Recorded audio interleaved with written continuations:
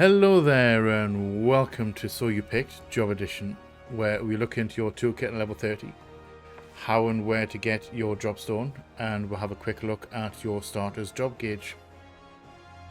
Now today we're going to be looking at the second of two jobstones that the Arcanist can get their hands on. First one is already up on the channel, and that is Summoner. This week we're going to be looking at Scholar, which is the healer side of the Arcanist. And I'll be blunt with it. Once you've unlocked your Scholar Jobstone, well, my first reaction was, what the hell? Because once you equip your Scholar Stone, you lose a whole load of the skills that you've been using for the past 30 levels as Arcanist. But that being said, they do replace them with more, well, actual healer skills instead. So it's a little bit weird and a little bit jarring, but we're going to go that a bit more in depth in the Scholar section. But first things first, we're going to finish off the Arcanist Toolkit. You ready to go, Rin? Good. Let's jump in. Right guys, so before we jump into the scholarly stuff, we need to have a quick look at what are the skills you'll get up to level 30 on Arcanist. Alright, so we're going to jump into Energy Drain first, because you get two skills at level 18. Now, Energy Drain will deal unaspected damage with a potency of 100. Now that does a little bit of damage, but its main use is to generate ether flow stacks. In this case, 2 of them, because you get ether flow 2. Now you use those ether flow stacks to use some of your special abilities that are off global cooldown. So you need to keep a track of how many you've got and use them time them wisely. Your wait until energy comes off cooldown before you can generate more stacks. So that will lead into your other level 18 skill called Fester. And what that does is, if you target suffering from a bio or miasma effect inflicted by you, it has to be by you. It doesn't work on other Arcanists' dots or anything like that. It needs to be yours. It will boost your Fester potency, will be increased to 200 for one effect. So if you've just got bio on, it'll be 200. If you have both of them, it'll boost it to 300. And that will cost 1 ether flow gauge each time you want to use it. So you've got to kind of time those ones so that you've got an energy drain left to get that back. Hopefully that makes sense. It's a good little extra damage buff if you're fighting single target enemies. Doing single targets. Now next up at level 26, you will get Bio 2. Which is a straight up replacement for bio. It does the same thing. It is a replacement to your dot. It has a potency of 30 instead of 20, so it'll do more damage. And that will automatically replace bio. But if you get synced below level 26, it'll automatically replace bio 2 with the regular bio, so you don't have to, once it's on your hotbar, you don't have to do anything with it. It'll just change automatically. Then next up at level 30, you will get a move called Bane. Now Bane is a wonderful skill. I do love Bane. It makes applying your dots to multiple enemies, a group of enemies, a lot quicker.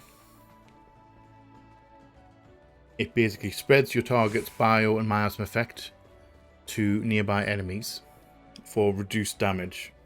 So you get your initial hit on the first enemy you hit, they'll be at 100%. Then when you bane it, any enemy that's hit with bane will get the dots as well, but they'll do 60% less damage. It is kind of good. It is worth doing. Definitely worth doing a lot. And lastly, next up, at 38, you will get a move called Ruin 2. Now this is separate from Ruin, and what Ruin 2 is, it's an instant cast Ruin spell. It deals less damage. It has potency of 160 as opposed to 180. But what that main use is it will allow you to still do a little bit of damage if you're dodging AoEs and just generally moving as well. And lastly, at level 40, you will get Eggy Assault 2. Now what that does is that will order your Carbuncle to use either Glittering Emerald, if Emerald Carbuncle is summoned, or Shining Topaz, if Topaz Carbuncle is summoned. Right guys, so that has been the rest of the Arcanist toolkit. Now, next up, we're going to obviously have to teach you where to go and how to get your jobstone and do the jobstone stuff. So, 3 requirements that you need in order for you to get your jobstones. Firstly, you need to be level 30 on the starter class for the job that you want, in this case Arcanist. Secondly, you need to be past the main scenario quest called Self-Management. That one a lot of people miss out actually. They'll forget to do the main story. Main story is very important in this game. You'll probably have worked that out by now. And lastly, you will need to have done all 30. All 30 sounds like there's 30 quests. There isn't really. You will have to have done your level 30 Arcanist quest, or class quest in general. And your level 30 quest will lead you to your job givers. The jobstone quest givers. So once you've done your level 31, you will obviously come back here, do your level 30 quest with Grim, and then 2 side quests will become available. One, which will lead you to Gridania and for Summoner, and 2, second one will lead you to the Scholar Stone. Now, in this video, we're going to be focused on the Scholar Stone. If you are interested in doing Summoner, then obviously you can check out the Summoner video, which is already up on the channel. So once you come to the Muri over here, you'll pick up the side quest, which I've already done. You'll pick up the side quest from her, and she will send you to the Marauders Guild over in Limsa, at the other side of Limsa, to meet a lovely Lalafell. I'm going to do a quick thingy. I'm going to run off over to him right now. I'm going to take a shortcut rather than run through the town. And we'll go down to the Marauders Guild. Alright guys. Yes. So you will end up here in the Marauders Guild, which is right here. All the way across the other side. We're on the upper floor, upper decks. And we're all the way on the other side. I think the Arcanist Guild is down here, I think. This area. On the lower decks. So once you're here, you'll talk to Alka-Zolka here. Wherever, I will always call him Alka-Seltzer, just because I keep on forgetting how to pronounce his name until I see it actually on the screen. You will talk to him, complete his level 30 quest, and you will unlock your Scholar Jobstone. The Scholar Jobstones, the Scholar English even. The Scholar quests are quite interesting actually. You know, you team up with this Marauder to go wreak havoc and do some investigation, some history, some exploration history. It's really good. I do recommend them. I do like the job quest stories in general because they're all very interesting. So anyway, once you have your jobstone, you will equip it by going to character, onto your character page like so, and then down all the way down the right hand corner called Soul Crystal, and you will equip your Soul of the Scholar. Now you'll notice mine's already set up, but once you equip your stone, it will mess up your hotbar because the Scholar hotbar is different to your Arcanist hotbar. I would normally say to give you advice to copy your hotbar from Arcanist to Scholar. However, Scholar's a little bit strange because of the balancing issue that they had with it, so they've kind of separated the jobs a bit more. So you'll actually, with Scholar, you actually lose skills from Arcanist. You don't get access to them anymore. And one of your skills, I think it's Energy Drain, which you have as an Arcanist, but that'll disappear. You'll lose that, but you'll relearn it later down the line, which I find odd. I find odd why they didn't do, think of that. So in all other cases, I would recommend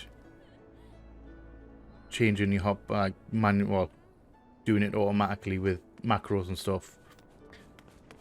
If you are interested in seeing the macros for the copy thingy, check out the summoner video where I go into that. In Scholar's case though, I would just do it manually, to be fair. I would readjust things manually. But that's just me. Just because you lose a whole load of skills, so there's not really that much to copy. Anyway, so once you've got your Scholar Stone equipped, we're all sorted. We've met Alcazulka, who's top boy. We're going to jump straight into the Scholar Toolkit. Right guys, so I know I've just been through the last of the Arcanist skills. This is where Scholar gets a bit what the fuck. Because if you're not prepared for it, it's, it'll decimate your hotbars basically. You will notice when you look, obviously when you're looking here, obviously at the overview, you will notice that you've lost a whole bunch of, well, pretty much all of your Arcanist skills. Because they've moved Scholar away from Arcanist for balancing reasons. Because at the time, it used to be a lot closer. At the time, it couldn't change something on Summoner without affecting Scholar. So over the course of the 7 years, they've split them apart further and further. So you will have lost most of your Arcanist skills, but obviously they've been replaced by other skills, in the place. The only Arcanist skills that you keep are Resurrection, Ruin, Bio, and Bio 2, and Physic. Those are the only ones that you keep, and they all work exactly the same as they did before. Another strange thing you'll notice, the energy drain skill you got as Arcanist, I think it's level 18. The energy drain skill, you will lose that, and you will regain it at level 45. I have no explanation for this one. I don't really know why they've done that. I don't know why. On a plus note, you don't have anything else, like anything left over in your toolkit that actually needs an ether flow stack. This is why it's a bit strange. That's why Scholars is a bit strange. Alright, so first things first, we're going to look at the summon situation first. Now, when you're an Arcanist, you have two carbuncles, Emerald and Topaz. When you become Summoner, you get a third one. You get a third summon, Ifrit Eggy. However, when you switch to Scholar, you lose your carbuncles, and they are replaced by two fairies, Eos and Selene. Now, Selene and Eos are both exactly the same. They do the same thing. the colour is different. So there's no real reason to pick one over the other than the colour. If you want a different colour, you know, if you prefer the look of Celine, I think she's purple and yellow, and Eos is white and blue. It doesn't affect much other than that. Eos, she'll fight at your side. She doesn't do any physical damage, doesn't do any damage to the enemies. She will automatically cast one of her skills called Embrace, which is basically your fairy will heal your party for you to a point. Obviously, you've still got it healed as well, but it's kind of like a passive healing ability. You don't really have to think, she'll do it all on her own. Now, we're going to jump up to level 20, which is Whispering Dawn. Now, Whispering Dawn is an ability that you use to tell your fairy to use a special ability. It will replace Eggy Attack. It's the best way to describe it. It replaces Eggy Attack. Now, what Whispering Dawn does, it is a regen. It gradually restores the health points of all nearby party members. It has a cure potency of 120, and it lasts for 21 seconds.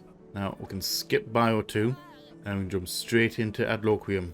Now, what that is it will restore your target's HP, but it has an additional effect. It will grant a buff called Galvanize to your target, which nullifies damage equaling 125% of the amount of HP restored. If you do a critical heal, it grants an extra buff called Catalyze, which nullifies damage equaling 125%. So it's like a double strength shield. Really handy for thingy. It plays a lot into what Scholar healing is. White mages are classed as pure healers. They're all about the big heals. They're all about getting your health back as fast as possible after you've been damaged. Whereas scholars, they are shield healers. They're called shield healers. They're more about preventing damage before it happens. So if you know that there's a big hit gonna come, you would hit your tank or whatever with Adloquium, and that shield will nullify a lot of the damage taken by the tank. Another way to say it is, white mage is reactive as a reactive healer. Scholars are a proactive healer, so they will try and prevent damage. Now, next up, at 35, you will get Succor. Now, what Succor does, it restores your own health points and the health points of all nearby party members. It has a cure potency of 180, and that also erects a magic barrier which nullifies damage equaling 125% of the amount of health points restored. Short term, Adloquium is your single target shield. Succor is your AoE shield, so it will affect all the party members in range. You'd use that generally in bosses if they're taking a lot of damage. Now, next up, we will get Ruin 2, same as the Ruin 2 for Arcanist. I'm going to skip over that. Then at 40, you will get your fairy's second ability, which is Fey Illumination.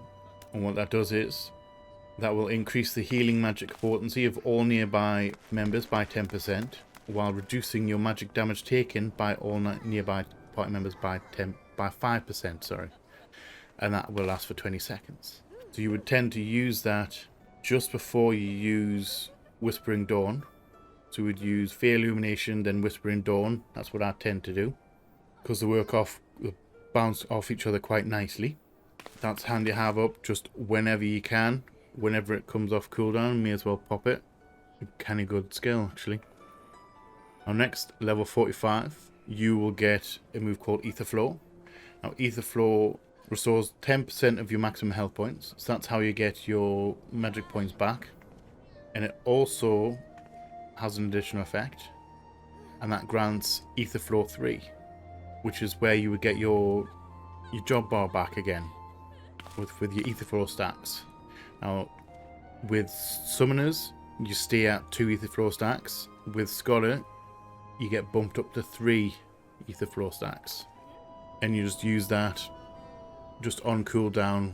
Make sure though that you don't, before you use Ether Flow again, make sure that you don't have any Ether Flow stacks in your little gauge. Otherwise you'll be basically wasting abilities, essentially. And the next, you will get Energy Drain back at level 45. And that's still works the same way as before. Deals unaspected damage to a potency of 100. Additional effect, absorbs a portion of damage dealt as HP and restores MP. It's a good way to keep stuff going. I think I very rarely use it on Scholar. Next up, at level 45, you will get your first Ether Flow gauge ability, which is called Lustrate. And that's a flat out cure. Restores target's health points, Q potency of 600. And it costs 1 Ether Flow gauge to use. And I instant cast it off the global cooldown. Now next, at level 46, you will get an AoE damage ability called Art of War. And that deals unaspected damage with a potency of 150 to all nearby enemies. You don't need to be targeting an enemy to use it. You just need to be, the enemy just needs to be within range of you. And you can spam it quite quickly for some good damage. Now next up, at level 50, you will get a move called Sacred Soil. Now, what that does is, that creates a designated area. It's a placeable. You can target where you want to place it. And it creates a designated area in which party members will only suffer 90% of all damage inflicted. And that lasts for 15 seconds. And again, it costs 1 Ether Flow gauge cost. Now what you would use that for is it's handy for dropping right near the boss on top of your melee, any melee party members you've got. And it just negates a whole load of damage to them. Next up, at 52. I'm going to butcher this name probably. Trying to say it fast. At 52, you will get a move called Indomitability. And what that does is, that restores your own HP and HP of all nearby party members as well. That potent has a Q potency of 400, and it costs 1 Ether Flow gauge. Now what that is the AoE version of Lustrate. The Lustrate is single target. Indomitability is AoE. Next up, at level 54, you will get Broil.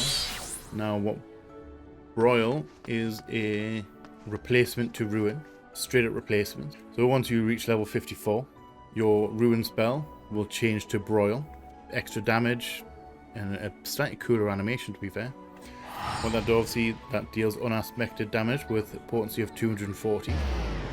Now again, if you level sync below level 54, it will revert automatically back to Ruin. Nice and easy stuff. Now at 56, you will get a move called Deployment Tactics. And what that does is, that will extend Galvanize effect cast on yourself or your target to any nearby party members to them.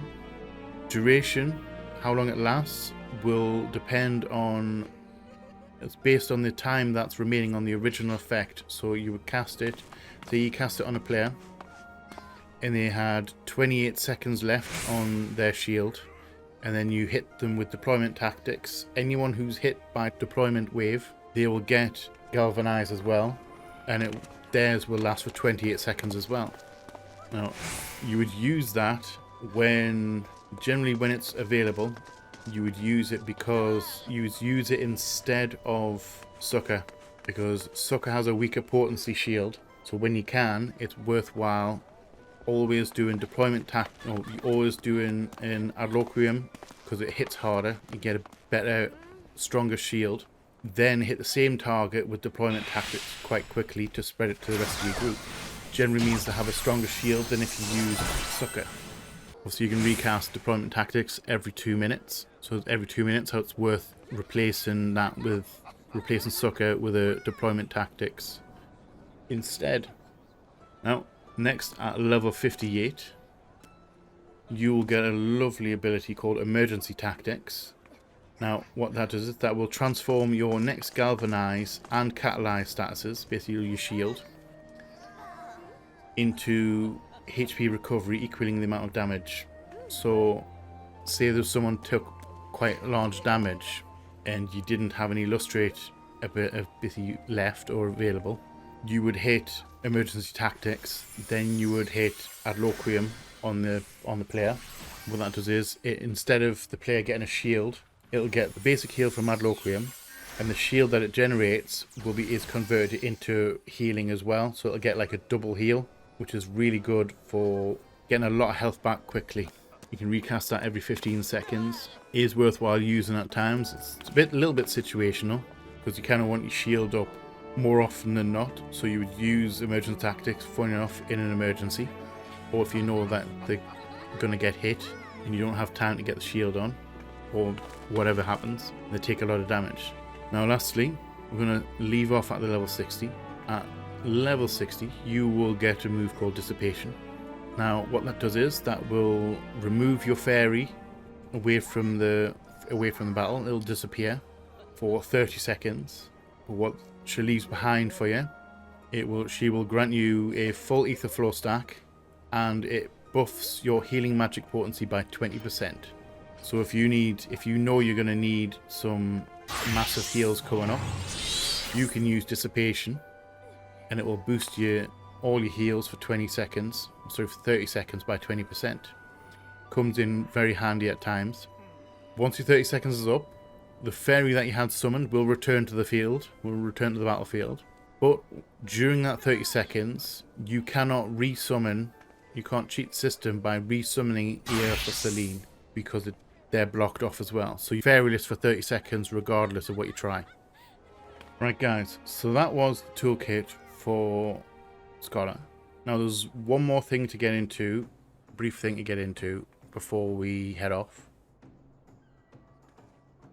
is healer compatibility. And what that means is some healer duos work better than others. Some healer duos, if you're in like 8-person content and you have 2 healers, some healer duos work better than others. For example, White Mage and Scholar work well together. 2 White Mages work well together. 2 Scholars, however, don't work well together, because the shields that you get from Galvanize and the other shield abilities, Galvanize, well, from the Galvanize buff, they overwrite each other. So if you cast a good shield, if you cast a 12,000 health point shield, and the other Scholar casts Adloquium and give the same person Galvanize, it could replace your 12,000 point shield with a 6,000 point shield. Basically, it overwrites them. So 2 Scholars together, generally you would try, if you had a choice, you wouldn't take 2 Scholars into a group at the same time. If you're in random party, you don't have that control. If you're in a group with basically 2 Scholars, generally one of the Scholars will take the Adloquium, take the shield duty, and the other one will spend the time doing more damage, like doing more DPS, and using their other abilities that don't generate shields, just as and when. It kind of, you would work that out as you go. But be careful, if you have 2 Scholars, there's a little bit more involved to that than having like a White Mage partner. The only outlier at the minute, it's going to change in 6.0 when Endwalker comes out. Astrologian. Well, obviously we haven't delved into Astrologian at all yet, because that's a Heavensward job. Astrologian at the minute can swap between 2 sects, they're called. Diurnal, which is regens, and Nocturnal, which is shields. Because obviously shields, similar with having 2 Scholars, the Astrologian shields and the Scholar shields, they also don't interact with each other very well. They'll overwrite each other as well. So guys, with all that in mind, I hope you have enjoyed this guide. I hope it has helped you out. Scholar's a bit of a strange one. It's a really good healer. It is a really good healer. has its moments, and it has a really good scholar can really shine. It takes a little bit of practice to manage the ether flow stacks at higher levels, but overall it's a really great healer. Hope this has helped you. If it has, please let me know in the comment section. If you have any other questions, again, hit us up in the comment section. I'll be happy to help you. Thank you all for watching. Rin, you've done a great job. Oh, take a bow, eh? Yours do a great job. Yours do a great job. Hope to catch you again. If you haven't checked it out already, if you're interested in the summoner job, that video is up already. It'll probably be on the end card of this video, and I'll probably have it in one of the cards up above playing throughout the video. I think I might. I'm pretty sure I will. Do check that one out. Let me know what you think. Try and think what's coming next. I think we're doing Black Mage next, which is a good one. It's another one of my favourites. Anyway, rambled on long enough. Thank you all for watching. If you're new here, feel free to come check out some of the stuff we've got going on. We would love to have you here. If you're not new here, thank you all for the support. It's much appreciated. I love you all. And you all know what's coming. Please like, share, comment, subscribe, and all that jazz. And as always, see you on the flip side. Bye bye.